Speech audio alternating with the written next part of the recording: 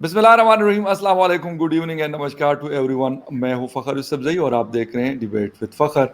Debate with Fakhar میں آج ایک دفعہ پھر مجھے جوائن کر چکے ہیں senior analyst and journalist barrister Hamid Bashani sahab نے. آپ سب کے جانے پہچانے. بہت شکریہ سر فار جوائننگ دا شو. آپ کا شکریہ. بیرسٹر صاحب, ایک چیز مطلب ہمیں نظر آ رہی ہے, بالکل سامنے ہے, بلکہ 2-3 سال ہو گئے کہ پاکستان FATF کے گرے لسٹ میں ہے. 21 جون کو ایک دفعہ پھر یہ فیصلہ ہونا ہے کہ کیا ان کو گرے لسٹ میں رکھیں گے یا اس کو اس سے نکال دیں گے یا آگے کوئی پروسیڈنگز ہوگی, کیونکہ پاکستان یہ دعویٰ کر رہا ہے کہ 27 میں سے ہم نے 26 جو کنڈیشنز تھی اس کو ہم نے فلفل کر لیا. کل تک کی میں آپ کو یہ رپورٹ بتا رہا ہوں. کیا نظر آ رہا ہے آپ کو کہ آیا پاسبل ہے کہ پاکستان اس دفعہ اس چیز سے نکل آئے گا یا مطلب اسی میں لٹکا رہے گا؟ دیکھیں جی, وہ تو بیسیکلی جو اعلان انہوں نے کیا ہے اس کے مطابق تو ابھی سٹل جو ہے وہ کچھ کنڈیشنز آؤٹ اسٹینڈنگ ہیں, اور ظاہر ہے کہ اب وہ جو ادارہ ہے اس کا کوئی اس طرح کا موڈ نہیں ہے کہ آپ کی کوئی کنڈیشن آؤٹ اسٹینڈنگ ہے تو آپ کو اس سے نکال دیا جائے, چونکہ ان کی ڈیمانڈ تو یہ ہے کہ آپ یہ ساری کی ساری کنڈیشنز جو ہیں وہ پوری کریں. ایک چیز یہ ہے, اور دوسری چیز یہ ہے کہ یہ جو اس وقت کنڈیشنز آؤٹ اسٹینڈنگ ہیں یہ سب سے زیادہ امپارٹنٹ ہیں, اور پاکستانی پوائنٹ آف ویو سے ظاہر ہے ان میں کچھ رکاوٹیں ہیں یا مشکلات ہیں, اسی لیے یہ اتنے عرصے سے بار بار جو ہے ان کو ٹائم دیا جا رہا ہے اور یہ ساری کنڈیشنز پوری نہیں ہو رہی ہیں. گزشتہ آپ دیکھ رہے ہیں کہ تقریباً 1 سال سے جو ہے وہ 20 سے اوپر تو پوری کر چکے تھے. تو اس حوالے سے یہ بہرحال لگتا ہے کہ اس میں چانسز زیادہ یہی ہیں کہ ان کو مزید آگے جو ہے وہ ایکسٹینشن مل جائے کچھ عرصے کے لیے, اور ان کنڈیشنز کو جو ہے وہ جب تک وہ فلفل نہیں کرتے اس وقت تک ان کو مجھے نہیں لگتا کہ ریموو کر دیا جائے گا. نمبر 1. نمبر 2, جو پالیسیز میں اوور آل تبدیلی ہے, جو کہ یہ ظاہر ہے ساری کنڈیشن جو ہے نا دیکھیں یہ جڑی ہوئی ہیں.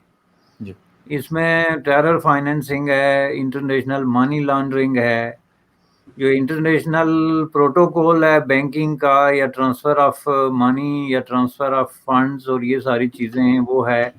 ان سب چیزوں کا تعلق جو ہے وہ ملک کی اوور آل پالیسی کے ساتھ بنتا ہے ایک, اور دوسرا یہ دیکھنا ہوتا ہے کہ آپ کے ملک کے اندر جو رول آف لا کتنا ہے, اس کتنا افیکٹو ہے, اور کیا آپ جو ہے وہ اوور آل جو وہاں پہ رن کر رہے ہیں ڈے ٹو ڈے افیئرز اس میں کتنا ایک آپ قانون کو جو ہے وہ فالو کرتے ہیں. اب یہ شرطیں پوری کرنے کا مطلب یہ نہیں ہے کہ آپ نے صرف قانون بنا لیا. اصل میں یہی تو مجھے افسوس اس بات کا ہے کہ پاکستان میں جو شروع سے ایک مینٹلٹی ڈیولپ ہوئی نا وہ یہ ڈیولپ ہوئی کہ انٹرنیشنل کمیونٹی کو آپ جو ہے نا اس کی آنکھوں میں دھول جھونک کے تو وقت گزاریں. اس مینٹلٹی کا تعلق جو ہے نا وہ non democratic martial law based governments کی طرف سے اس کو رواج ملا. اس لیے ملا کہ وہ اگرچہ 10 سال حکومت کر گئے مور دین اے ڈیکڈ, لیکن ان کے ذہن میں ہمیشہ یہ ہوتا تھا کہ ہم نے جانا ہی جانا ہے. ظاہر ہے کہ ہم عارضی ہیں, کل کوئی نکال دے گا, کوئی بغاوت ہو جائے گی, کوئی انٹرنیشنل ایسی کنسپیریسی ہوگی یا دباؤ ہوگا کہ ہمیں جانا پڑے گا. اس لیے وہ وقتی ڈیسیجن بڑے کرتے تھے, اور انہی کی وجہ سے یہ دیکھیں ہمارے جتنا فائنینشیل سسٹم ہے پاکستان میں, ایجوکیشنل سسٹم ہے, کوئی بھی سسٹم جس میں لانگ ٹرم ایک پلاننگ کی ضرورت ہوتی ہے, اس میں آپ دیکھیں کہ لوگوں کو بیوقوف بنایا گیا. اور یہ جنرل ضیاء الحق کے زمانے سے شروع ہوا, چونکہ ظاہر ہے کہ مارشل لا کے حوالے سے اس کے ذہن میں یہ تھا کہ میں عارضی ہوں, 6 مہینے ہوں یا 9 مہینے ہوں یا وٹ ایور, خود بھی یہی اعلان وہ فرما رہے تھے, موصوف بار بار مختلف ڈیٹیں دیتے تھے. تو اس کی وجہ سے یہ ساری چیزیں جو ہے نا, اور یہ جو فائنینشیل میس کریٹ ہوئی یہ وہاں سے سٹارٹ ہوتی ہے.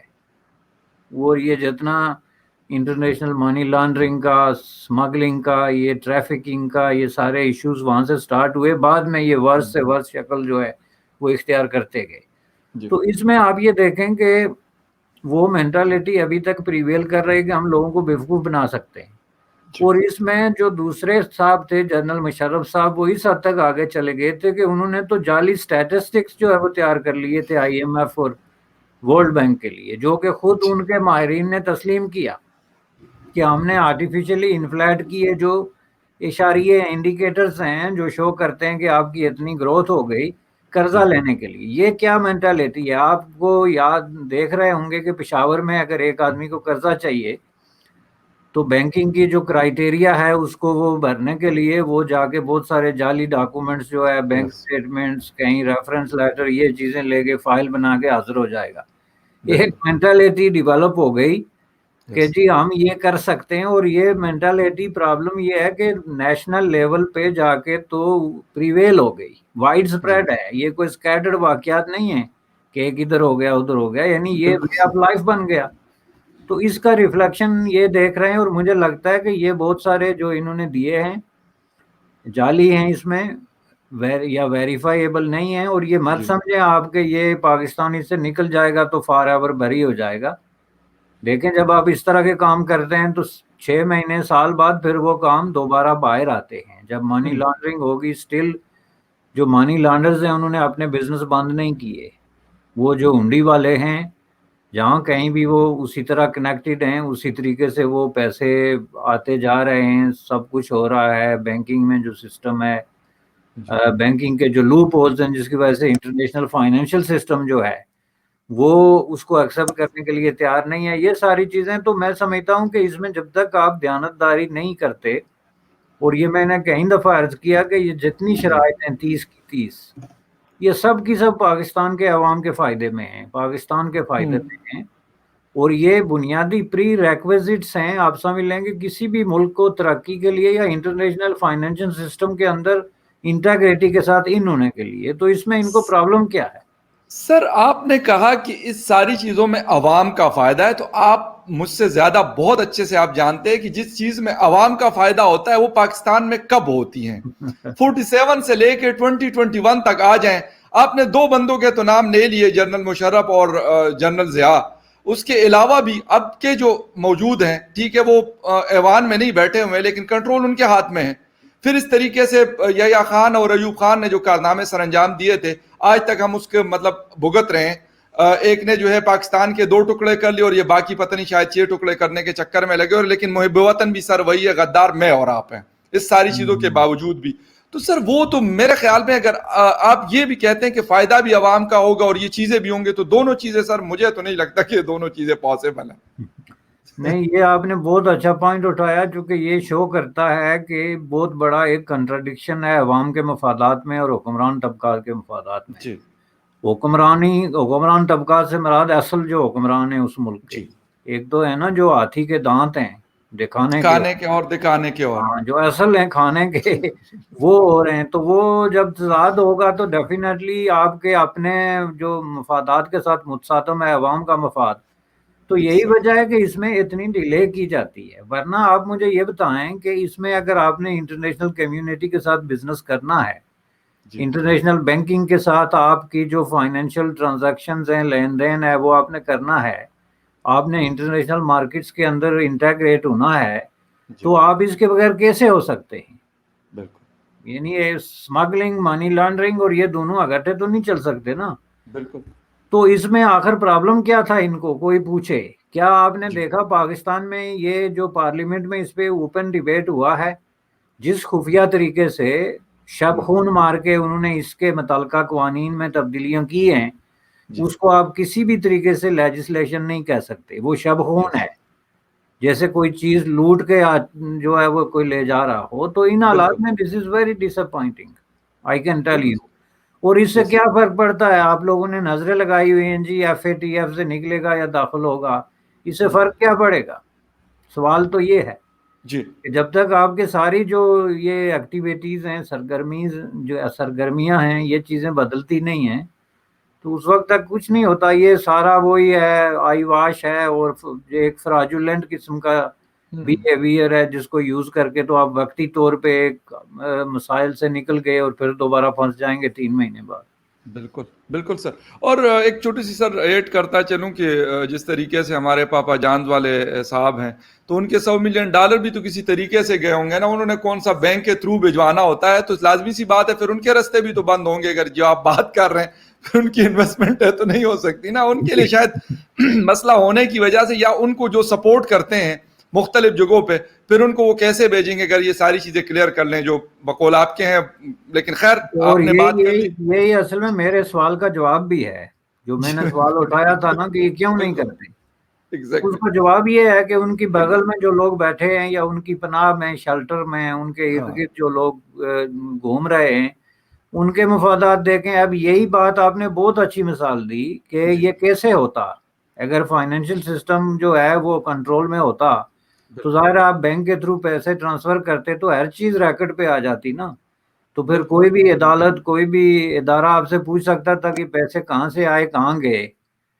لیکن اس کو خفیہ طریقے سے اب جا رہا ہے, تو اس کا مطلب ہے کہ آپ کچھ لوگوں کو یہ رائے دینے کے لیے بین الاقوامی اداروں سے بھی لڑ رہے ہیں, کمیونٹی سے بھی لڑ رہے ہیں, اور ملک کا فیس اور اعتبار بھی خراب کر رہے ہیں. اس سے زیادہ اور کیا کر سکتا ہے آدمی؟ اور سر ایک نام بھی لیا جا رہا ہوتا ہے ساتھ میں کہ یار ہندوستان ہمیں گرے لسٹ سے نہیں باہر آنے دے رہا نا, کہتے ہیں ہندوستان نے بہت زیادہ زور لگایا ہوا ہے, ہم اس سے نکلنے کے لیے خود کوشش نہیں کر رہے ہیں, لیکن انگلیاں کس کی طرف اٹھائیں یار. اگر وہ کرتے ہیں تو ان کا کام ہے, ان کا حق بنتا ہے کہ وہ کریں. آپ بھی کریں نا, آپ بھی کریں, ان کو گرے لسٹ میں ڈلوائیں اور ان کو نہ نکلنے دیں. آپ کی اگر اتنی وہ ہے, لیکن افسوس کے ساتھ اپنی غلطی نہیں ماننی لیکن دوسرے کی طرف انگلی اٹھانی ہے. سر دوسری مطلب ٹاپک کی طرف آتے, سپری کی رپورٹ آئی ہے, سویڈن کا ایک بہت بڑا ایک انسٹیٹیوٹ ہے جو مختلف قسم کے ویپنز کے حوالے سے اور اس طرح کی چیزوں کے حوالے سے وہ اپنی رپورٹس ہر سال شائع کرتا ہے. تو اس منڈے کو ان کی رپورٹ آئی ہے نیوکلیر ویپنز کے حوالے سے.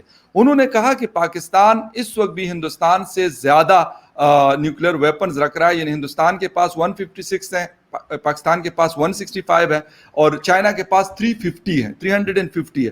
چلے چائنا تو ان کی اکانومی بھی اچھی ہے ہم سے, مطلب کیا دنیا کے سپر پاور کے آس پاس کا ملک ہے, اس کی تو چلو ہمیں سمجھ میں آتی.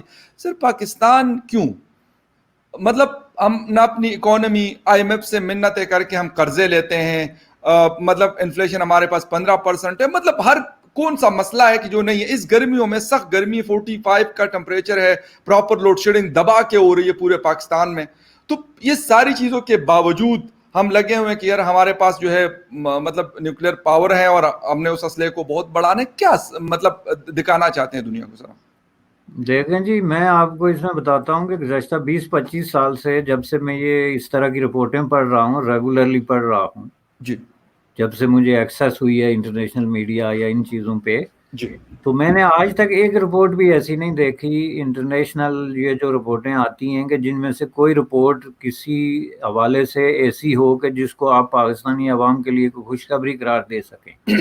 یس, اگر آپ اس کو 1 بائی 1 ساری رپورٹس چیک کریں تو مثلا وہاں پہ جو دوسری چیزوں پہ رپورٹیں آتی ہیں, مثلا ملک میں کرپشن کتنی ہے, یس, ملک میں تعلیم کی کیا حالت ہے, ملک میں صحت کی کتنے جو ہے وہ صورتحال افسوسناک ہے, ملک میں جو ہے وہ غربت کی کیا سطح ہے, ہر چیز پہ 1 بائی 1 رپورٹس تو آتی ہیں. ڈیموکریسی کی کیا سچویشن ہے, گورننس کیسی ہے, یہ ساری چیزیں سال بھر میں رپورٹیں آتی رہتی ہیں. اور اس میں ہر رپورٹ پہ آپ دیکھیں گے پاکستان گزشتہ 20-25 سالوں سے چلتے چلتے ایک ایسی ایج پہ پہنچ گیا کہ جہاں سے آگے وہ پھر خود ہی جو ہے 2-4 ملکوں میں سے ایک بن جاتا ہے. جس میں آپ دنیا کا نقشہ دیکھیں تو اس میں جو ہے وہ افریقہ کے 3-4 ملک جو ہیں وہ اس کے کمپٹیشن میں آتے ہیں, یعنی 3-4 ملکوں میں کے برابر ہے, خواہ وہ ایتھوپیا لے لیں آپ یا اس طرح کی جو ہے ملک ہیں.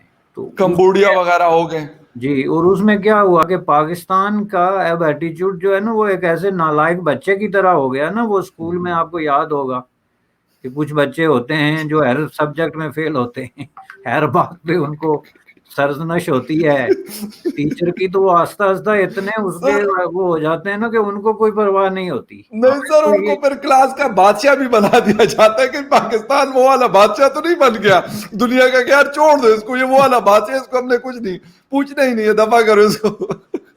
تو اب جو ہے نا انہوں نے یہ طے کر لیا ہوتا ہے. میرے ایسے بچوں سے ڈائلاگ ہوتے تھے because I was very sensitive کہ ٹیچر نے کچھ کہہ دیا تو آپ دوسرے دن جائیں تو پھر وہی بات ہو, تو that was unacceptable at that time میرے لیے. تو میں ان سے پوچھا کرتا تھا, تو مجھے جو چیز آج لگتی ہے ممکن ہے اس وقت میری سمجھ میں نہیں آتی تھی, کہ انہوں نے گیو اپ کر دیا تھا ان بچوں نے کہ بھائی یہ ہم نہیں کر سکتے, مثلا حساب ہمیں نہیں آتا تو نہیں آتا, کوئی طریقہ ہی نہیں کہ آئے. اور مجھے یاد ہے کہ 1-2 کو میں نے کہا تھا کہ حساب آ سکتا ہے, یعنی یہ کوئی پتھر پہ لکیر نہیں ہے کہ حساب آپ کو نہیں آ سکتا. بالکل اس میں بالکل یہ ہے کہ آپ کو دوسرے کی نسبت ممکن ہے کوئی 10 منٹ آدھا گھنٹہ زیادہ لگانا پڑے گا, زیادہ پریکٹس کرنی پڑے گی. اب یہ ایگزیکٹلی. جب آپ ایک لوزر مینٹالٹی ڈیولپ کر لیں نا, اور ملکوں اور قوموں کی جو مینٹالٹیز ہوتی ہیں یا افراد کی مینٹالٹیز ہوتی ہیں وہ ایک ہی چیز ہے, نفسیاتی ساخت. جی تو پاکستان نے لوزر مینٹالٹی ڈیولپ کر لی ہے, اور یہ حکمران جو ہیں جیسا کہ میں نے کہا چونکہ عارضی ہوتے ہیں اور یہ پیسے بنانے کے چکر میں بیٹھے ہوتے ہیں, تو انہوں نے یہ طے کر لیا ہوتا ہے کہ ہمارا مقدر یہی ہے جی, ہم کوئی ڈھنگ کا کام کر ہی نہیں سکتے, لہٰذا وہ رپورٹوں پہ رپورٹیں آ رہی ہیں, کبھی انہوں نے غور نہیں کیا. میں سمجھتا ہوں کہ اگر کوئی اور ملک ہوتا تو وہ کتنا اس پہ ایک کمپین شروع کرتا ہے ایسی چیزوں پہ کہ بھائی یہ کیا ہو رہا ہے کہ ہم ایک وقت میں 15 سال پہلے اگر 40s کی اس میں جو لسٹیں آتی تھی 50 60 70 کے اس میں ہیں, آج ہم 175 پہ جا رہے ہیں, تو یہ ہو بالکل کیا رہا ہے, why we are doing this. یہ جو خبر ہے نا اس پہ پاکستان میں کچھ لوگ جشن بنا رہے ہیں. یہ میں آپ کو کہتا ہوں لوزر مینٹالٹی جس کو کہتے ہیں آپ, کہ جی ہمارے پاس 10 نیوکلیئر ہتھیار یا 5 نیوکلیئر ہتھیار انڈیا سے زیادہ ہیں. Let me tell you why this is a loser mentality. کہ پہلی بات یہ ہے کہ آپ کبھی بھی ایک کوئی سین مائنڈ یہ نہیں کہہ سکتا کہ آپ نیوکلیئر ہتھیار استعمال کریں گے, جی اور اگر کریں گے بھی تو پورے 156 یا 160 نہیں, اس میں فیصلہ پہلے 4-5 میں ہوگا. مثلا انڈیا کے پاس 4-5 ہیں, آپ کے پاس 4-5 ہیں, تو وہ چلانے کے بعد پھر آپ کی اس قابل نہیں رہیں گے کہ آپ کو مزید ہتھیاروں کی ضرورت ہو, جس کا مطلب ہے کہ جنگ میں اتنی تعداد میں نیوکلیئر ہتھیار جو ہیں وہ بیکار ہیں. نمبر 1. نمبر 2, ہتھیاروں کو دوسرے ملک جو ہے وہ بیچ سکتے ہیں یا اس میں ٹیکنالوجی ٹرانسفر یا اس طرح کی چیزیں جو کہ ظاہر ہے کہ پاکستان کے لیے اس سطح پہ پاسبل نہیں ہے, جس طرح کی پاکستان کی انٹرنیشنل پالیٹکس میں جو پلیسمنٹ ہے اس کو سامنے رکھ کے تو ظاہر ہے آپ نیوکلیئر کا کاروبار نہیں کر سکتے. جی میں ایک چھوٹا موٹا بھی جو ہوا تھا, آپ کے ایک جو سائنٹسٹ ہیں عبد القدیر ڈاکٹر خان, قدیر. ان کے ساتھ جو کچھ ہوا تھا, جنرل مشرف نے جتنی معافیاں مانگی تھی وہ سامنے رکھتے ہوئے آپ ظاہر ہے یہ نہیں سوچ سکتے کہ آپ کسی کو بیچیں گے. تو یہ انڈیکیشن, یہ رپورٹ کیا کہتی ہے؟ جی اس رپورٹ کا مطلب یہ ہے کہ پاکستان کے عوام کے پیٹ کاٹنے کا عمل جو ہے وہ سٹل جاری ہے, اور ان کی بہتری کی طرف کوئی قدم نہیں اٹھایا جا سکتا. حالانکہ اگر یہ رپورٹ ہوتی نا کہ پاکستان کے نیوکلیئر میں تھوڑی کمی آ گئی, تو اس کا مطلب یہ تھا کہ کچھ پیسے کچھ غریبوں پہ, کچھ حقدار لوگوں پہ, کچھ سفرنگ پہ, کچھ ڈیولپمنٹ پہ جو ہے وہ خرچ کیے جائیں گے. بالکل. یہ بری خبر ہے میرے نزدیک, یہ اچھی خبر نہیں, لیکن میں بات اس میں امپارٹنٹ جو ہے جی جی اچھا سر, میں مطلب آپ کو پریورٹیز بتا دوں. اس بجٹ کو آپ نے بھی پڑھا ہوگا, مطلب میں ڈسکس نہیں کرنا چاہتا لیکن مجبوراً وہی باتیں سامنے آ رہی ہوتی ہیں کہ بجٹ کو جب ہم ڈیوائڈ کرتے ہیں 8,400 ارب روپے کو, اس میں سے 31 ارب ہم دے رہے ہیں سر سود کے مد میں, سر 1400 تقریباً 1373 ارب ہم دے رہے ہیں سر ڈیفنس کو. اس کے بعد جو بقایا پیسے ہمارے پاس بچتے ہیں 30 یا 35 روپے کے حساب سے, میں کہہ رہا ہوں پرسنٹیج میں آپ کو بتا رہا ہوں 30-35%, تو اس میں ہم نے اپنے تعلیم, اپنا ہیلتھ, انفراسٹرکچر, ہیومن انڈیکس, جو بھی آپ باتیں کریں, اور اس میں یہ ہم نے باقی چیزیں کرنی ہیں. اور یہ دو جو بڑی ہماری چیزیں ہیں, ہماری priority sir as a security state ہیں, ہم اسی کی طرف جا رہے ہیں. میرا نہیں خیال کہ اگر ہماری یہ پریورٹیز چینج ہو رہی ہے, اس لیے پھر ہمیں سپری کی رپورٹ میں یہ ساری چیزیں نظر آ رہی ہیں. بالکل یہی بات ہے, اور یہ بڑی افسوسناک بات ہے کہ اتنی بڑی جو بجٹ میں اتنی بڑی ڈسکشن کے باوجود جو پیٹرن ہے وہ وہی ہے. یعنی جب ایک چیز طے ہو گئی, یہ جو موجودہ گورنمنٹ ہے, ان کے جو ہیڈ آف دی حکومت ہیں عمران خان صاحب جو پرائم منسٹر, انہوں نے at least more than 100 time یہ بات ریپیٹ کی کہ جو ملک جو ہے وہ ایجوکیشن اور ہیلتھ پہ پیسے نہیں خرچ کرتا وہ بہت بڑا لوزر ہے, اور وہ چل ہی نہیں سکتا, اور آج تک کوئی کام اٹھی نہیں. یعنی آپ یہ دیکھیں نا کہ اب یہ غیر پارلیمانی زبان ہو جائے گی, لیکن منافقت جو ہے اس کی بھی کوئی لمٹ ہوتی ہے, ہر چیز کی ایک لمٹ ہے. آپ ایسے نہیں کر سکتے کہ آپ لوگوں کی آنکھ میں اس طرح جو ہے وہ دھول جھونکیں اتنے بڑے بڑے اس کو. تو یہ تو ایک فراڈولنٹ قسم کی سٹیٹمنٹ ہے ساری, کہ آپ جو ہے وہ گزشتہ 3 سال سے آپ نے ایک پیسہ جو ہے اس کو انکریز نہیں کر سکے, جس پہ آپ نے اتنا بڑا شور ڈالا. اور وہ جو ہندی میں وشواس گھاٹ کہتے ہیں نا عوام کے بھروسے کا، جی اس کی اس سے بڑا لفظ اس پہ اور کوئی لاگو نہیں ہوتا کہ انہوں نے وشواس گھاٹ کیا اتنی بڑی پبلک کا.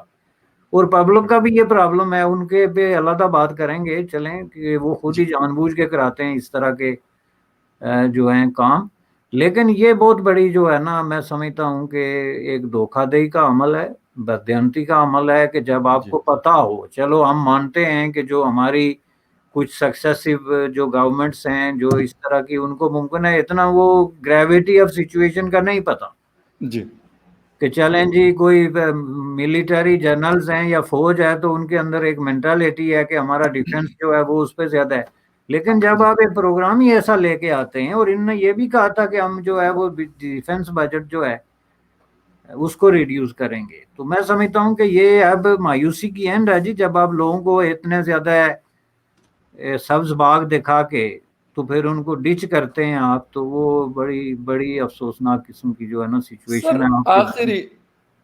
آخری مطلب سوال ہے کہ یہ جو بجٹ میں نے آپ کو بتایا 1373 ارب روپے کا، یہ تو وہ ہے جو ڈاکومنٹس میں سامنے ہے. اس کے علاوہ بھی 450 ارب روپے ہمارے پینشنز میں جاتے ہیں، وہ الگ ان کو مل رہے ہیں اس بجٹ میں بھی تو، اور باقی بجٹس میں جو بھی بجٹ میں پچھلے تقریباً 5-7 سال یا 8 سالوں سے اس کو مانیٹر کرتا ہوں اور ایز اے جرنلسٹ کام بھی کرتا ہوں اس کے اوپر.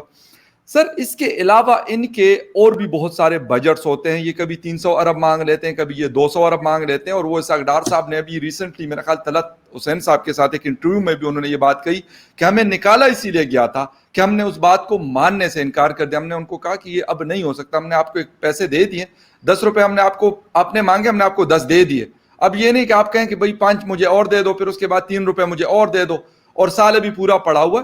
سر یہ مصیبت ہے کہ میں کہتا ہوں کہ 1373 پہ یہ رک جاتے تو شاید پھر بھی لوگوں کا کوئی بلا ہوتا. اس پہ سر یہ نہیں رکتے. نہیں، یہ تو انڈرسٹوڈ ہے جی. جو لوگ پاکستان کی معیشیت کی اے بی سی سمجھتے ہیں نا، ان کو پتا ہے کہ یہ بجٹ تو ٹو سٹارٹ ود ہے، یس یہ ٹو سٹارٹ ود ہے. اس کے بعد بہت ساری ایسی مدیں ہوتی ہیں بالکل. جن پہ آپ کو کنٹینیوسلی جو ہے نا وہ پیسے دینے پڑتے ہیں، اور وہ کہیں یس دفعہ اس اصل سے بھی جو ہے آگے نکل جاتے ہیں. ایگزیکٹلی. تو یہ جو ہے بہت بڑا بجٹ ہے جو کسی بھی تیسری دنیا کا غریب ملک جو ہے وہ اس کو سسٹین نہیں کر سکتا. اور اگر آپ نے اپنے عوام کے درمیان اور ان کے مستقبل کے درمیان اور اس طرح کی تباہی اور بربادی کے درمیان کوئی لکیر کھینچنی ہے، کوئی فرق کرنا ہے، تو آپ کو یہ ایشو اٹھانے پڑیں گے اور ان کو کلیریفائی کرنا پڑے گا عوام کے اندر، اور اس کو کلیئر کرنا پڑے گا کہ یہ ہم افورڈ نہیں کر سکتے، دس از ناٹ پاسبل. اور اس کے بالکل. لیے جو آپ کے ایکسکیوزز ہیں کہ جی ہمارا فلان دشمن ہے، فلان دوست ہے، وہ سارا آپ کو ری وزٹ کرنا پڑے گا. انڈیا کے ساتھ آپ نے جو دشمنی بنائی ہوئی ہے اس میں سے 95% تو آرٹیفیشل ہے، یس اور اس آرٹیفیشل دشمنی کو آپ بار بار جو ہے وہ زیادہ ایک بڑا ہوا بنا کے پیش کرتے ہیں تاکہ آپ کی یہ ساری جسٹیفیکیشنز جو ہیں پیسے خرچ کرنے کی، جنگی جنون پھیلانے کی، نفرتوں کو ہوا دینے کی اور ان کو سسٹین کرنے کی، اس کو آپ کنٹینیو رکھ سکیں. تو بالکل. افغانستان کے ساتھ تو دیکھیں، ایک طرف آپ یہ دعویٰ کرتے ہیں جی امت مسلمہ پتہ نہیں یہ ہماری او آئی سی، یہ جی وحدت مسلمین پتہ نہیں کیا کیا، اور دوسری طرف افغانستان جیسے لوگ جن کی زبان، جن کا کلچر، جن کی نسل، جی سب چیز ہم سے ملتی ہے، ان کے ساتھ آپ امن سے نہیں بیٹھ سکتے.